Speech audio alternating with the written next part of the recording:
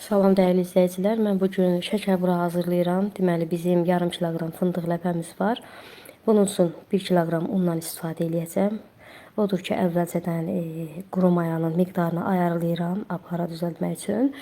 Deməli, 1 çay qaşığını 4də 1 hissəsini ayırıram. Deməli, 1 çay qaşığını bu formada ayırıb, daha sonra onu 4 yerə bölürəm və 4də 1 hissəsini istifadə edəcəm xəmir üçün. Mayanın üzərinə biraz ilıq su əlavə edirəm. Daha sonra unun 1 kiloqram un ayırmışam. Burada diqqət eləmək lazımdır. Unumuz keyfiyyətli olsun, rəngi açıq olsun ki, şəkər buraları gözəl olsun. 1 kiloqram unun üzərinə biraz duz, 400 qram da yağ əlavə edib umaç hazırlayıram. Burada mən kərə yağından istifadə eləmişəm, amma açıq rəngdə kərə yağından istifadə eləmişəm şəkər buranın rənginə görə. Siz istənilən mətbəx yağından da istifadə edə bilərsiniz. Əsas odur ki, yağın rəngi açıq olsun. Və burada mən vanildən istifadə eləmədim. Zövqə bağlıdır. Kim istəsə xəmirinə vanil də qata bilər. Daha sonra hazır umacın üzərinə 200 qram xama, 1 ədəd bütöv yumurta, 2 yumurtanın sarısı, hazırladığım maya, 1 stəkanda ilıq süd əlavə edib yaxşı-yaxşı bunları qarışdırıb xəmiri yoğururam. Xəmiri də bazardıqca çox yoğurmaq lazımdır. Yəni elə sadəcə qarışdırıb bir kənara qoymaq olmaz. Bazardıqca xəmiri çox yoğurun ki, xəmir yüngül olsun. Hardasa bir 20-25 dəqiqə gözlədirəm. Bizim burada yarım kiloqram fındıq ləpəmiz var. Üzərinə 400 qram şəkər tozu əlavə eləmişəm və burada mən 1 çay qaşığı hili göstərmişəm. Üyüdülmüş hil 1 çay qaşığı qarışdırmışam içə. Amma mən daha sonra yenidən 1 çay qaşığı əlavə elədim. Hilin deməli şəkər buranın dadı onun hilinin iyindədir. Həm şəkər buranın, həm paxlavanın deməli hili biraz artıq olanda daha gözəl iyi olur. Demək olar ki, dadı da çox gözəl olur. Odur ki, yəni mən 1 çay qaşığından artıq hildən istifadə elədim.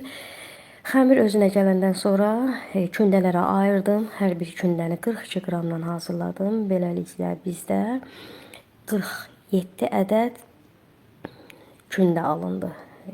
Mənim burada xəmirim həmişəki şəkər bura xəmirindən biraz yumuşaq alındı. Problem deyil. O da rahat oldu. Yəni büküb bəzəmək. Əziz xanımlar, xəmiri kündələyəndə diqqət eləmək lazımdır ki, deməli xəmirin kündəsinin üst hissəsi hamar olsun.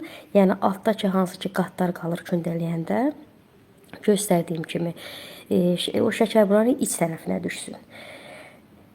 Hamar tərəfi isə kündənin şəkər buranın üzünə düşsün ki, yəni şəkər buranı bəzəyəndə şəkər buralar sobaya getdikdə üst tərəfində həmin qatlar pis görünməsin.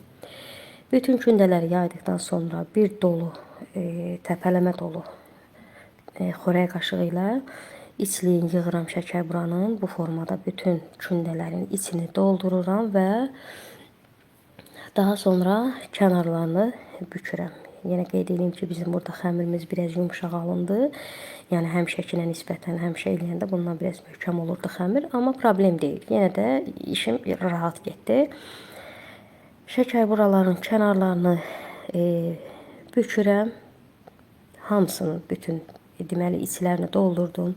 Daha sonra kənarlarını bükdüm.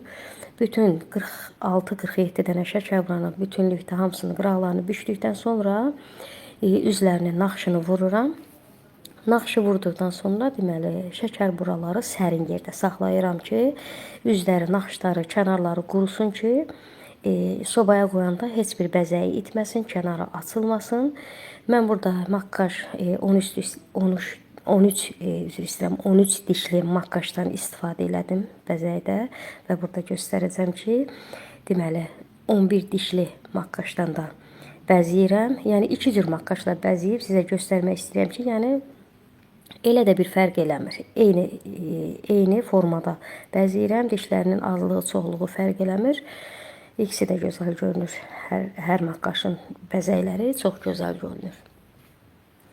Bütün şəkər buraları bəzəyirəm. Sərin yerdə saxladıram. Əziz xanımlar, bəzən suallar olur ki, şəkər bura qalır. Xəmirin yağı üzə çıxır, yumuşaq olur. Nə bilim, sobaya qoyanda biraz bəzəkləri açılır. Yenə qeyd edeyim ki, şəkər buraları hazırladıktan sonra mütləqdir ki, soyuq yerdə saxlamaq, sərin yerdə qalsın. Tam şəkər buralar qurusun demək olar. Yəni isti yerdə qalsa xəmir bulku kimi şişər də şəkər bura. Deməli, şəkər buralar tam üzləri quruduqdan sonra iynə vasitəsilə biraz dəliklər açıram ki, içində havası, sobada havası içində qalıb şəkər buranı köpürtməsin. Və 150-160 dərəcədə sobalar fərqlidir. Qoyuram bişir. Mükəmməl şəkər buralar alındı həqiqətən. Hələlik.